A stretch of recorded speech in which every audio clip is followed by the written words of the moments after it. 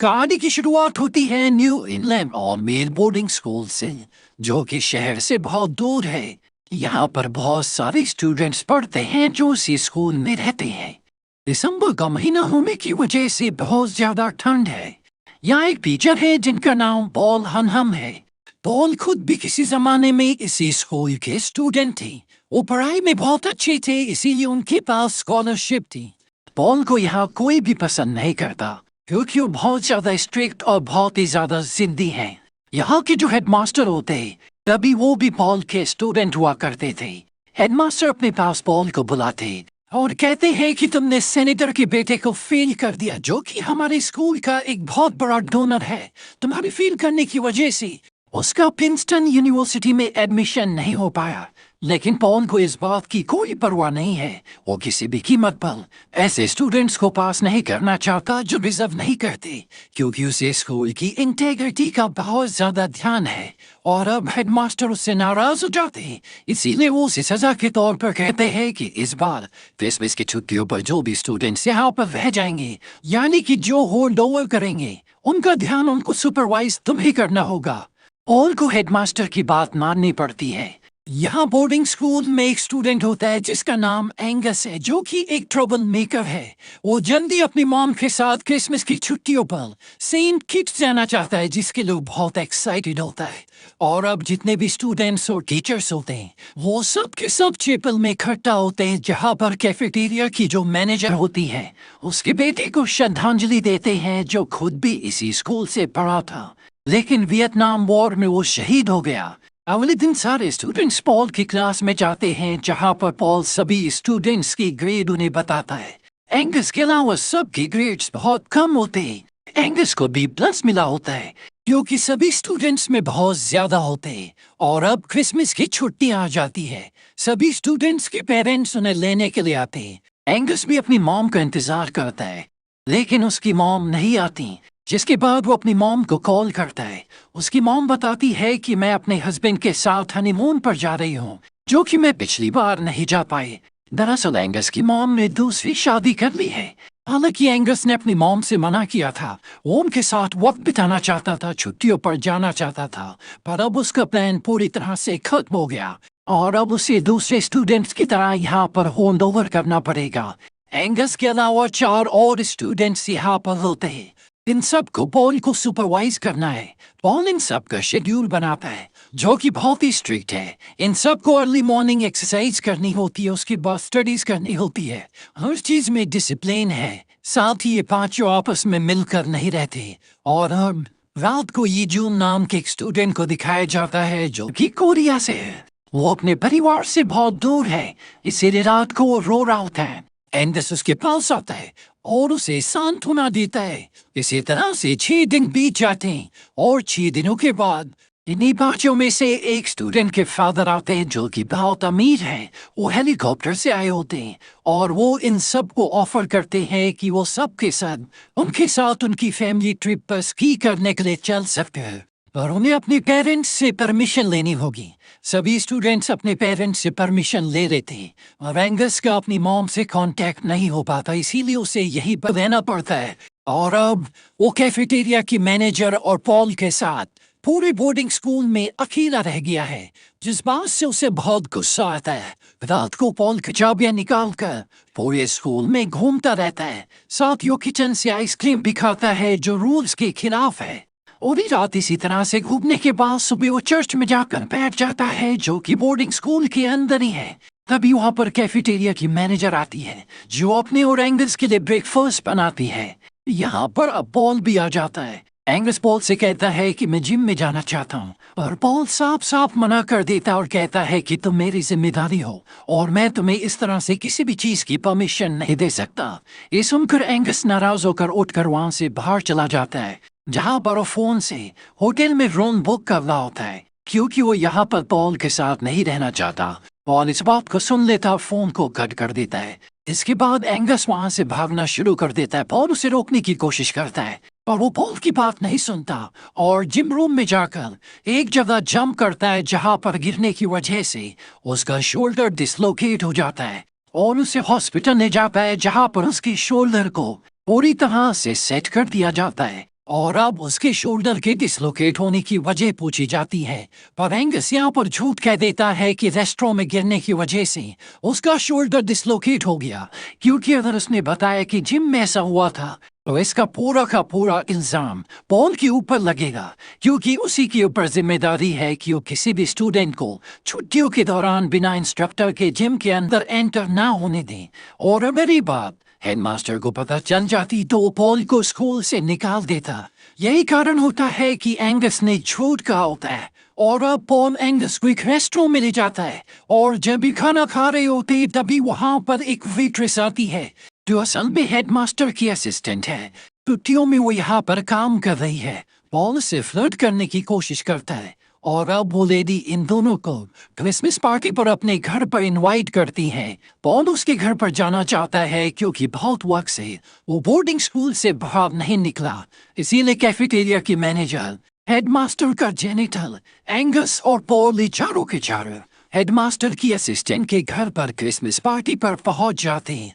यहाँ पर उस असिस्टेंट की एक नीस भी होती है जो एंगस को बहुत अच्छी लगती है। वो उसकी काम में मदद करता है, और अभी दोनों के दोनों नीचे बेसमेंट में जाते हैं जहाँ पर एंगस उसके साथ फ्लर्ट करता है, और अब ये दोनों के दोनों किस करते हैं। वही पॉल को दिखाया जाता है जिससे पता चलता है कि असिस्टेंट का एक बॉयफ्रेंड भी है, जिससे उसका दिल टूट जाता है, क्योंकि वो खुद उससे प्यार भरी बातें करने की उम्मीद से यहाँ पर आया था। यहाँ पर कैफेटेरिया की जो मैनेजर होती है बहुत ज्यादा शराब पी लेती है, और शराब पीने के बाद वो इमोशनल होकर अपनी बेटी को याद करती है जो वियतनाम वॉर में शहीद हो गया था। पॉल और एंगस उसे बाहर ले आते हैं, जहाँ पर पॉल एंगस से कहता है कि मुझे लगा था कि आज तुम्हारे फादर आकर तो वे यहाँ से ले जाएंगे, जिसके बाद मुझे इस काम से छुट्टी मिल जाती। इन दोनों के बीच में आर्ग्यूमेंट्स होना शुरू हो जाते हैं, और गुस्से में एंगस पॉल से कहता है कि मेरे फादर मर चुके हैं। दरअसल वो अपने स्टेप फादर को फादर नहीं समझता। ये बात सुनकर कैफेटेरिया की मैनेजर को बिल्कुल अच्छा नहीं लगता। वो उसके इस तरह के बिहेवियर के लिए उसे डांटती है, जिसके बाद इस सब के सब बोर्डिंग स्कूल वापस आ जाते हैं। पॉल को एहसास होता है कि क्रिसमस के दिन उसे इस तरह से बिहेव नहीं करना चाहिए था, इसीलिए वो क्रिसमस की एक छोटी सी पार्टी अरेंज करता है, जहाँ पर वो कैफेटेरिया की मैनेजर और एंगस को बुलाता है। वो इन दोनों को गिफ्ट भी देता और कहता है कि तुम कुछ भी मांग सकते हो। एंगस कहता है कि मैं बोस्टन जाना चाहता हूँ। पॉल साफ साफ मना कर देता। वो कहता है कि ये स्कूल के रूल्स के खिलाफ है, पर कैफेटेरिया की मैनेजर कहती है कि तुमने उससे वादा किया था, तुम्हें एंगस को बोस्टन ले जाना चाहिए। मैं भी तुम्हारे साथ चल सकती हूँ। रास्ते में मेरी सिस्टर का घर है जो कि प्रेग्नेंट है, मैं वहां पर उतर जाऊंगी और वापसी में तुम्हारे साथ आ जाऊंगी। और अब पॉल पहली बार स्कूल के रूल्स के खिलाफ एंगस को बोस्टन ले जाने के लिए तैयार हो जाता है। हालांकि उसे पता है कि एंगस बहुत शरारती है, वो कभी रूल्स को फॉलो नहीं करता, लेकिन अब वो धीरे धीरे एंगस को समझने लगा है। उसे पता है कि एंगस बहुत इंटेलिजेंट है, क्योंकि क्लास में जो उसने टेस्ट दिया था उसमें एंगस के अलावा सभी बच्चे फेल हो गए थे। उसे पता है कि एंगस की फैमिली में बहुत बड़ी प्रॉब्लम्स है, जिस वजह से वो डिस्टर्ब है। और अभी तीनों के तीनों बोस्टन के लिए निकल जाते हैं। कैफेटेरिया की मैनेजर रास्ते में अपनी सिस्टर के घर पर उतर जाती है, जिसके बाद ही दोनों के दोनों बोस्टन पहुंच जाते हैं। बोस्टन पहुंचने के बाद ये स्केटिंग करते, म्यूजियम जाते हैं, बहुत सारी एक्टिविटीज करते हैं। एंगस पॉल से मजाक भी करता है। इन दोनों के बीच में एक बॉन्डिंग बन जाती है। साथ ही पॉल को एंगस के कमरे में एक दवा मिलती है जो कि एंजाइटी की होती है, और यही दवा खुद पॉल भी लेता है। यानी कि इन दोनों को कहीं ना कहीं अंदर से एक ही तरह का दुख है, जिसे कम करने के लिए ये दोनों एक ही दवा लेते हैं। और अब पॉल को यहाँ पर अपनी हार्वर्ड यूनिवर्सिटी का एक स्टूडेंट मिल जाता है जो कि बहुत ही कामयाब है, और जब वो पॉल के बारे में पूछता है तो पॉल भी अपने करियर के बारे में झूठ कह देता है। एंगस भी उसका साथ देता है। दरअसल पॉल उसे नहीं बताना चाहता कि वो उसकी तरह कामयाब नहीं हो पाया, वो मात्र एक टीचर है, जबकि पॉल उससे भी ज्यादा डिजर्विंग था। यहाँ पर बातों में एंगस को पता चल जाता है कि पॉल को हार्वर्ड यूनिवर्सिटी से निकाल दिया गया था, और बाद में एंगस को बताता है कि जब भी हार्वर्ड यूनिवर्सिटी में था तो वहाँ के डोनर के बेटे ने मेरे ऊपर अपने काम को चुराने का इल्जाम लगा दिया था, जिस वजह से मैंने उसे कार से हिट कर दिया, जिसके बाद मुझे हार्वर्ड यूनिवर्सिटी से निकाल दिया गया। मेरा पूरा करियर खत्म हो गया था, पर हेडमास्टर ने जो कभी मेरा खुद स्टूडेंट हुआ करता था उसने मुझे स्कूल में जॉब दी और मैं एक टीचर बन गया। यहाँ पर हम पॉल के दुख को समझ पाते हैं। वो जिंदगी में बहुत बड़ा बहुत कामयाब इंसान बन सकता था, लेकिन उसकी एक गलती ने उसके पूरे करियर को खत्म कर दिया। और पॉल नहीं चाहता कि एंडस के साथ भी ऐसे ही हो, क्योंकि एंडस बहुत इंटेलिजेंट है। अगले दिन ही दोनों के दोनों थिएटर जाते हैं और जब भी वहां पर मूवी देख रहे होते हैं तभी एंगस वहां से निकल जाता है और उसे ढूंढने के लिए बाहर जाता है। एंगस बाहर टैक्सी में बैठ ही रहा होता है कि पॉल उसे देख लेता है। वो एंगस से पूछता है कि तुम कहाँ जा रहे हो। वो कहता है कि मैं अपने पिता को देखने जा रहा हूँ। पॉल को लगता है कि वो सेमेट्री जा रहा है जहाँ पर उसके पिता की कब्र है।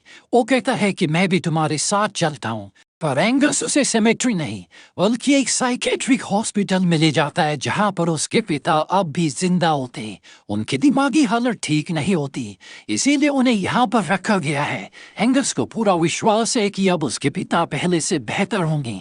वो अपने बारे में उन्हें सब कुछ बताता है, लेकिन उनसे बात करने पर उसे पता चलता है कि उसके पिता की दिमागी हालत अब भी जो की त्यों है, जिससे वो बहुत ज्यादा डिसअपॉइंट हो जाता है। एंगस की जिंदगी का ये एक और दुख है जिससे वो अंदर ही अंदर लड़ रहा होता है। रात को पॉल के साथ जब वो डिनर करने के लिए जाता है तो वो पॉल से कहता है कि मुझे डर है, आगे चलकर मैं भी अपने फादर की तरह हो जाऊंगा। मेरी दिमागी हालत भी उन्हीं की तरह हो जाएगी और शायद यही कारण है कि मेरी मॉम हमेशा मुझसे दूर रहती है।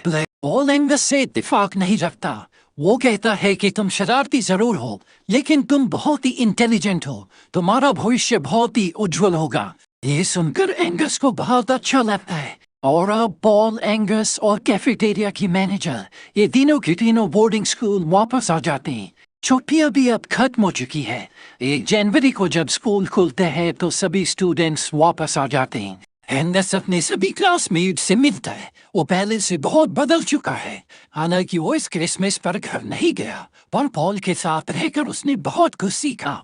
हेडमास्टर पॉल को अपने कमरे में बुलाते जहाँ पर पहले से एंगस की मदर और उसके स्टेप फादर होते हैं।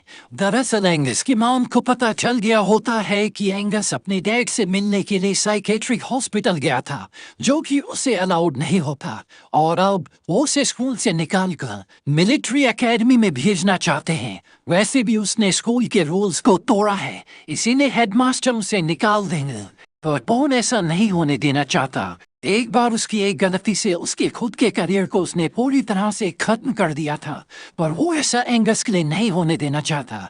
इसीलिए वो झूठ कह देता है कि बोस्टन जाने का प्लान उसका खुद का था और उसी ने एंगस से कहा था कि उसे अपने फादर से मिलना चाहिए। और जब हेडमास्टर ये बात सुनता है तो तय करता है कि एंगस स्कूल में ही रहेगा, लेकिन वो बॉय को उसकी जॉब से निकाल देता है। और अब वो कैफेटेरिया की मैनेजर से मिलने के लिए जाता है, जो उसे एक डायरी देती है, क्योंकि हमेशा से वो एक बुक लिखना चाहता था। पॉल यहाँ से जाने से पहले आखिरी बार एंगस से मिलता है। एंगस को पता है कि पॉल ने उसके लिए कितना बड़ा सेक्रीफाइस किया है। दरअसल पॉल की जिंदगी में ऐसा कोई नहीं था जो उसको उस टाइम सम्मान पाता जब उसकी करियर का वक्त था, लेकिन उसने एंगस के लिए वो किया। और अब वो कार में बैठकर जब यहाँ से जा रहा होता है तो उसके पास एक बहुत महंगी शराब की बोतल होती है जो उसने हेडमास्टर के कमरे से चुराई थी। वो उसमें से एक घूंट पीकर उसे वहीं पर स्पिट कर देता है, क्योंकि स्कूल के प्रति उसकी डिसरिस्पेक्ट को दिखाता है। क्योंकि जब वो एक स्ट्रिक्ट टीचर था तब उसके हर कोई खिलाफ था, और आज जब उसने स्कूल के रूल्स को तोड़ा है तो आज भी लोग उसके खिलाफ हैं। उसे इस बात से अब कोई फर्क नहीं पड़ता। उसने एंगस के लिए वो किया है जो कभी उसके लिए किसी ने नहीं किया। उसे पूरा यकीन है कि एंगस आगे चल के अपने जीवन में, अपने करियर में बहुत अच्छा करेगा। तो ये थी पूरी कहानी इस फिल्म की। उम्मीद करते हैं कि ये कहानी आपको पसंद आई होगी।